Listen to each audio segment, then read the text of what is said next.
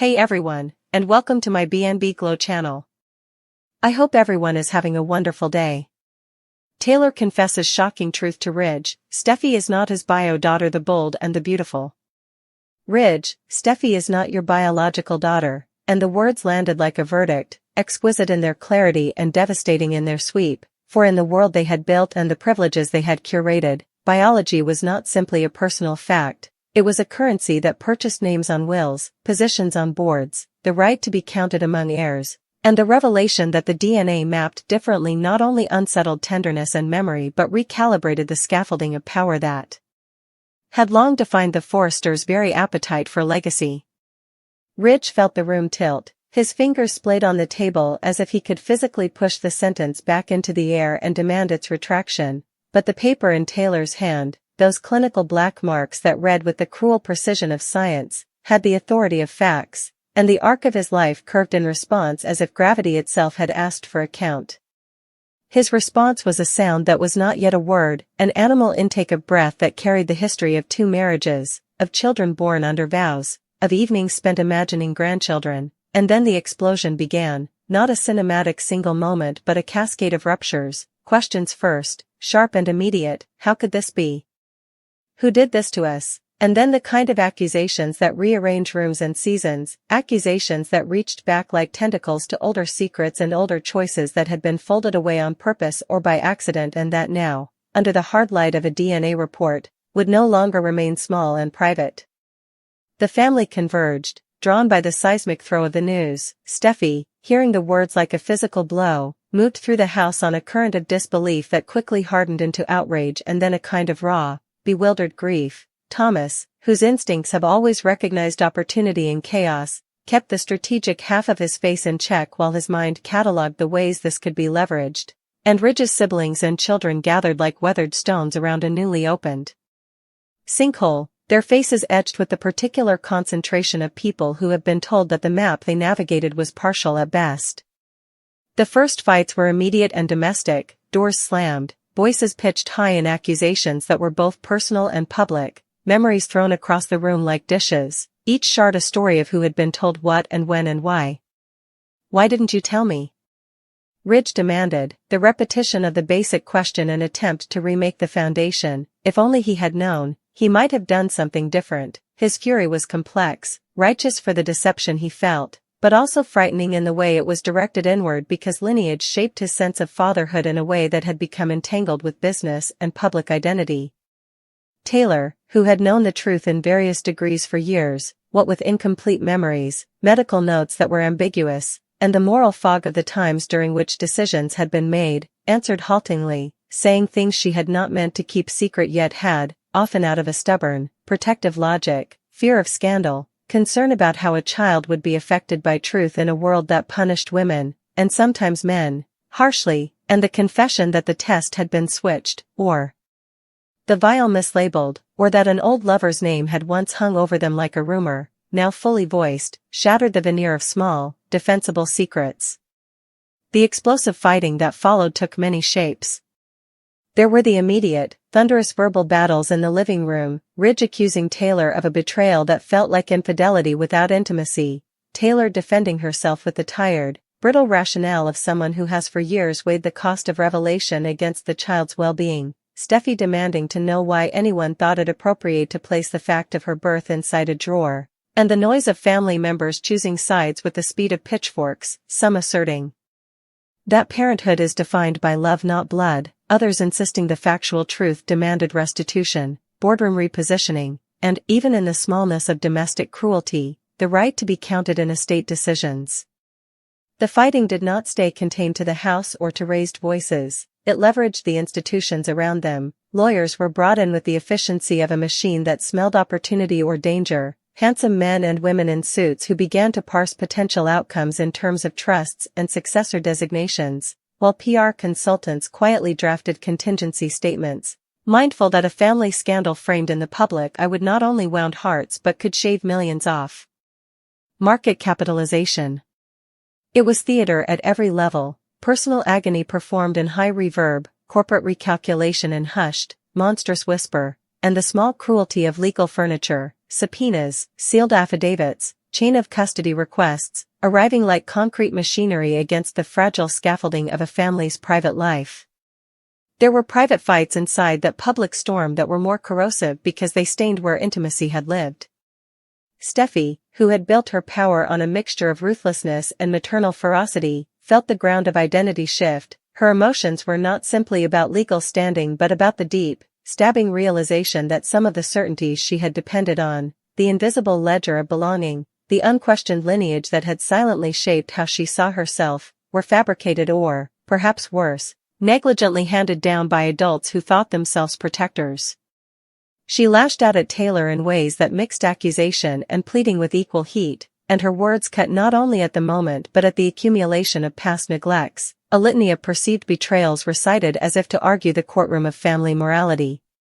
Ridge, who loved Steffy and whose identity as patriarch was suddenly complicated by the suggestion that his paternal rights were not backed by blood, walked an oscillating path between fortress and father, one moment attempting to shelter a daughter from public shame, the next insisting that truth required reckoning and, if necessary, adjustments in the lines of inheritance and influence he had long assumed would be straightforward. The legal fallout was predictably complex and cruelly precise. Attorneys debated whether the revelation of non-biological paternity, if that were ultimately the legal term, could be used to reopen trust agreements, whether Steffy could sue for emotional damages for having been raised under a false premise, and how the revelation might affect corporate governance. Forrester Creations, as a public-facing entity with stakeholders, suddenly faced questions about continuity and leadership that board members had never anticipated, and calls convened at uncomfortable hours to discuss the optics. The judiciary, when it leaned in, would demand evidence that would formalize the family's private pain, chain of custody for biological samples, independent DNA retests under controlled conditions, affidavits from anyone who had handled medical records decades ago. The mechanics of proof, sterile, bureaucratic, and implacable, acted like a bulldozer through relationships. Whenever someone tried to hide behind sentiment, legal counsel insisted on documentation, and the family story, which had once been told in anecdotes, now required paper trails. In that translation from feeling to proof, some relatives tried to leverage the ambiguity. Lawyers floated motions to delay public disclosure until after suits could be filed or media could be briefed for controlled messaging. Others pushed for immediate transparency under the belief that truth as salve beats secrecy as infection. The debates were tactical and moral, and they entangled everyone in a mesh of strategy that felt cold at its edges and intimate at its center.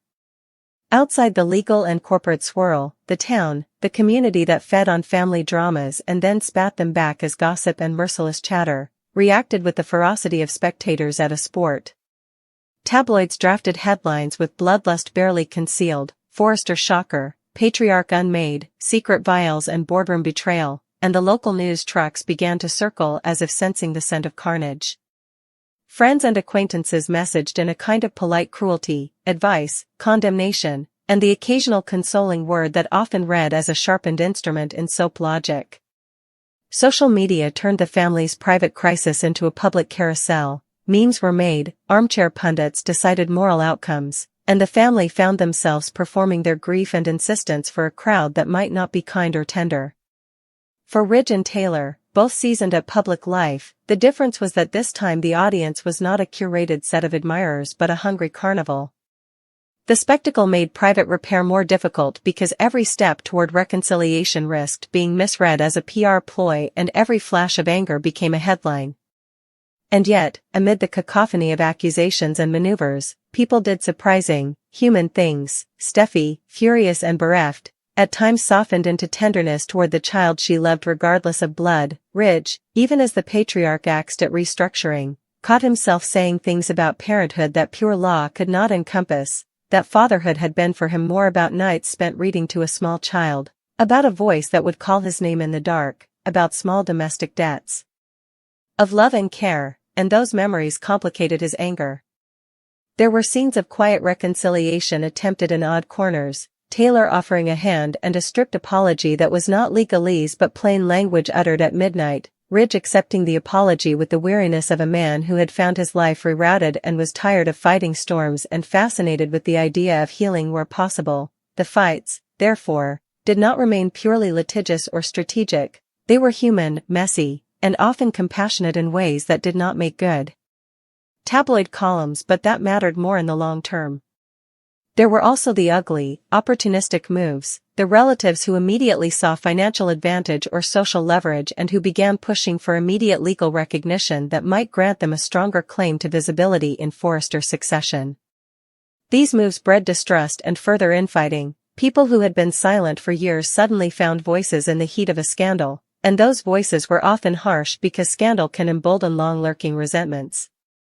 The family dinner table dissolved into contested terrain where words like legacy, inheritance, and control were traded with the same heat that once belonged to love and tenderness. It was humiliating for many because the foundations of affection were being appraised with a ruthless market logic.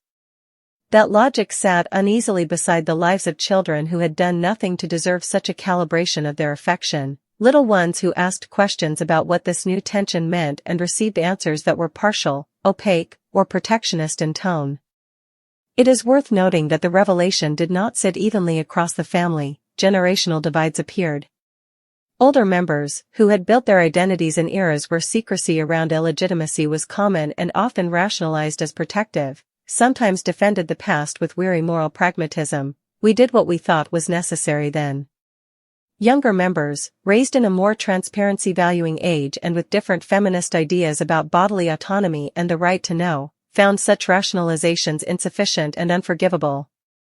That generational clash added a philosophical layer to the explosive fighting. It refracted the conflict into questions about how societies changed, how norms warped, and whether privacy or truth should be weighed in moments of moral confusion. The debates became not only about a single paternity report but about the ethics of secrecy itself, whether secrets preserved reputations at the cost of individuals' right to identity, and whether those who kept such secrets should be forgiven or held accountable. Gradually, the investigative arc brought up more facts that reignited fighting and complicated reconciliations. Researchers and private investigators, because in soap logic nothing is straightforward, uncovered medical files, long-forgotten hospital receipts, and testimonies from care workers who recalled illicit adoptions or hurried transfers of infants. Some of these findings suggested that the conclusion of Not Ridge's biological daughter might be the result of a mistake, the consequence of human error rather than malice, vials mislabeled, forms filled out by tired nurses, a rushed hand that missigned a receipt. Other findings suggested more deliberate manipulation, someone with access to records who had both motive and opportunity to obscure facts.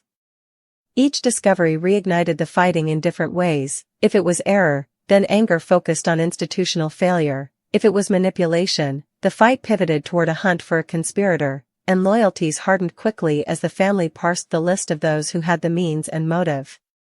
In the slow aftermath, some relationships were permanently altered in ways that did not always map neatly onto moral judgments.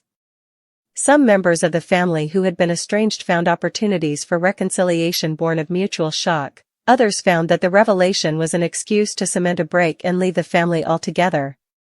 Steffy, who had been shaken at her core, began to reconstruct a self that was less bound to blood and more shaped by relationships she actively chose, which for her was both freeing and terrifying. Ridge, forced to measure his identity as a father against the scientific facts, gradually confronted a truth about parenthood, that the hours of care, of standing vigil, of being present made claims on love that biology could not claim alone, and that his love for his daughter did not evaporate under the weight of a DNA report even as legal realities required him to consider the structures that his love had long informed. The public narrative, too, shifted over time. The early days when tabloids screamed for histrionic headlines gave way to a more tempered public conversation as the family, guided by some combination of legal strategy and human decency, began to speak with a unified voice that emphasized privacy, the children's well-being, and the limits of public curiosity. There were scandals that became spectacles and then faded. This one did not fade quickly because it had probed fundamental questions about identity, but the media arc mellowed as new stories claimed attention and viewers found room for complexity. Many viewers, if we imagine the public as a jury, remarked that the greater tragedy was not the technicality of paternity but the way adults had hidden and negotiated human beings' lives as if they were chess pieces. That public view, in turn, fed back into the family's internal healing because external censure sometimes chastened those who had been tempted to weaponize the secret for advantage. In time, some legal resolutions occurred. Independent DNA testing under court supervision confirmed the initial report in one scenario and muddied it in another depending on the fictional details chosen by writers, sometimes allowing for the legal recognition of parentage to be renegotiated, other times maintaining Ridge's emotional paternity while legally rendering the lines of inheritance in need of renegotiation. The particular judicial outcomes mattered to boardrooms and lawyers, but for the family the more intimate labor of remaking trust was ongoing and slow. Therapy sessions, where the family learned to speak of secrecy and shame with a therapist who insisted on non-judgmental listening, became weekly rituals that stitched together fragments of narratives that had been kept apart. Steffy's own therapy work was painful and illuminating. She learned to grieve a biological story she had once assumed for herself and to reauthor her identity not solely as the product of DNA but as the active mother, daughter, sister, and executive she had always been. In the years that followed, the explosive fighting that had ruptured the Forrester house did not simply become a weathered anecdote, it became an institutional memory that reshaped how the family handled everything from adoptions to hospital procedures, how they documented maternity and paternity, and how they spoke about privacy in an era of invasive cameras. New policies at Forrester Creations about succession planning and personal disclosures were instituted with the clumsy, loving humor of people who had been burned and learned to protect themselves. There were also smaller, human maturations, apologies offered that were sincere though imperfect, rituals of remembering that included but were not limited to public ceremonies, and private moments where Ridge held Steffy and told her, without legal nuance or headline, that his love for her had been earned every day she lived, regardless of blood. Taylor, weighed by guilt but relieved of the burden of an unspoken truth, found a different relationship with honesty and the courage to confront past choices not as mistakes to be hidden but as lessons to be taught to a new generation in a way that would not replicate their secrecy. The saga, bloody, tender, strategic, unglamorous, served as a recurring lesson in the operatic arithmetic of family, that secrets might protect for a time but wound eventually, that the currency of lineage is not only money but dignity and the right to self-knowledge, and that the only durable thing in the wake of scandal is the slow, precarious practice of small acts of repair. The explosive fighting that burst from Taylor's confession was, in the end, both destructive and generative. It tore open complacencies and birthed new, if fragile, commitments. It revealed the ugly appetite of public spectacle and the raw human needs underneath. It forced a storied family to reckon with the ethical architecture on which its identity rested. If the Forrester home was ever again fully peaceful after that revelation, it was not because the past was erased but because the members learned to live with a fuller account of their histories, wounded, candid, and, gradually, more honest, so that the next generation might inherit not a seamless facade but a legacy that included the painful, instructive truth that being a family is a choice renewed daily, not a fact guaranteed by blood.